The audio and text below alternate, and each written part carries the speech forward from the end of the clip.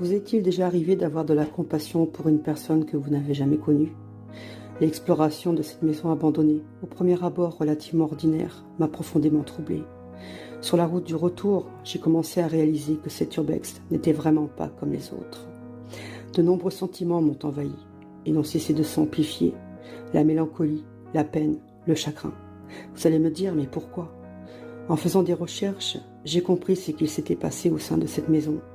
Une histoire qui vous fend le cœur, qui vous perturbe. Cette histoire, c'est celle de Martine. Martine avait seulement 56 ans quand elle succomba à son cancer du poumon, après de longues années de souffrance.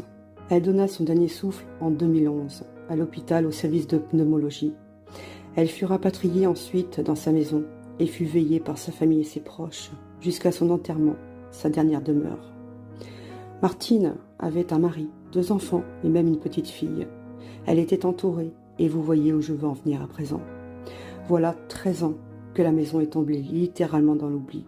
Fort heureusement, bien conservée et épargnée des charognards. Mais que s'est-il passé alors? Je pense sincèrement que le départ de Martine a été très douloureux pour le mari, préférant tout quitter en n'emportant que les photos. Qu'en est-il des enfants? Aucune idée. De toute manière, le décès de Martine a été un drame, pour que tout reste en plan. Ce qui m'a frappé après coup, ce sont toutes ces fleurs artificielles, trônant encore dans presque toutes les pièces, comme si des années après, la maison était un lieu de recueillement, de mémoire dissimulée. Comme si la vie voulait continuer, comme si l'âme de Martine était toujours présente. D'ailleurs, Martine adorait les fleurs de son vivant. À la fin de l'exploration, j'étais tranquillement posée à table. Je regardais la multitude de documents, les radiographies, les bilans sanguins de Martine entre autres. J'avais l'impression qu'elle allait sortir de la cuisine, me proposant un verre d'eau. Croyez-moi, c'est très perturbant.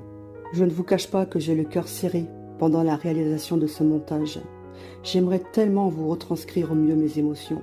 Je me sens si proche de cette histoire, de cette vie, de Martine qui pourtant m'est inconnue. Je ne connais même pas son visage. Je suis prise d'affection pour cette dame décédée. Je ne peux pas l'expliquer. Je dédie bien évidemment cette vidéo à Martine, en sa mémoire.